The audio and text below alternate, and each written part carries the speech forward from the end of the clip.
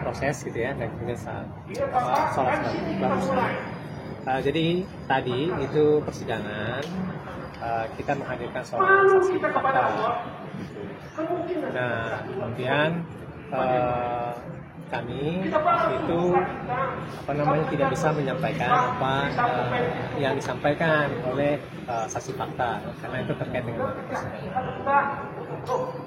Nah, jadi kalau misalnya di dalam persidangan, kalau misalnya alat ya itu namanya persidangan.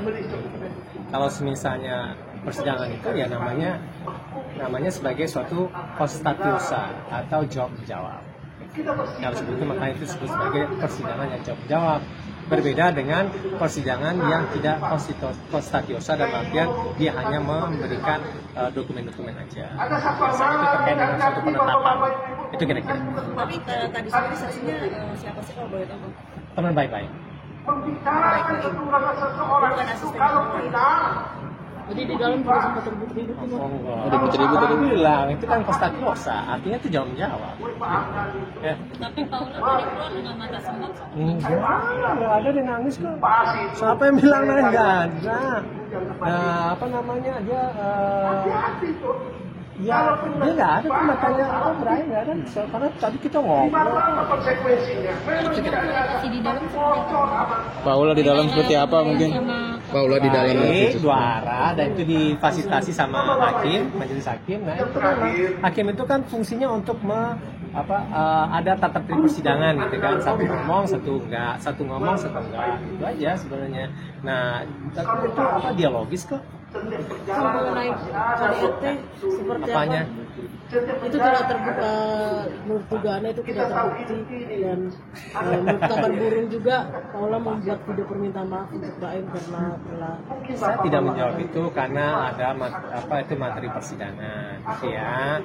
Nah karena ini kan persidangan perceraian dan itu kan sidang tertutup itu untuk memberikan privasi pada masing-masing pihak gitu ya. Nah, kemudian kami itu mendatangkan orang ahli yang qualified. Sedari awal kan kami mengatakan bahwa yang namanya bukti elektronik itu harus kredibel. Dan itu bisa jadi dikatakan sebagai suatu yang otentik gitu. Itu sebenarnya kami ingin mendalilkan itu bahwa yang namanya bukti elektronik itu harus kredibel, harus otentik. Kalau misalnya nggak begitu, dia tidak valid, tidak boleh dipertimbangkan dalam proses persidangan. Dan kemudian ya, yang namanya bukti elektronik itu tidak hanya dalam perkara pidana saja, tapi juga perkara perdata, itu dan semuanya. Agama ini dikatakan sebagai perdata khusus gitu. Kalau bukti tidak kredibel, ya itu tidak valid. Kalau tidak valid itu harus diabaikan gitu.